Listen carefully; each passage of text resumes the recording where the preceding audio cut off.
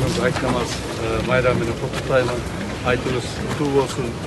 Қырғыз елімізден әрбір үйімізге жақсылықтар ынтымақ болсын.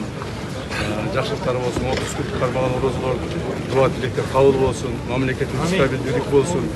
Алла Тағаланың разылығы үшін ушул бүгінгі айт намазының урматына кимдир бирөөнү ушул убакыттарда капа кылып койсом, же кимдир бирөөгө туура эмес мамиле кылып койсом, мен ар бир мусулман калкынан кечирим сураймын. Жана ушул айт намаз маалында, то есть орозо маалдарында жалган жала таратып, ар түрдүү ушак сөздөрдү таратып, ар түрдүү жаман болбогон нерселерди айткан, жана ошолорду тараткан ар бир адамды дагы мен Алла Тааланын ыраазычылыгы үчүн, айт намаздын урматы үчүн кечирдим баардык.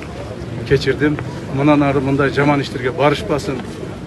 Жаман сөздөрдү, туура эмес маалыматтарды таратышпасын. Жүрөгүнө иман берсин алардын дагы. Алла Таалам ар бириңизден ыраазы болсун. Майрамыңыздар менен.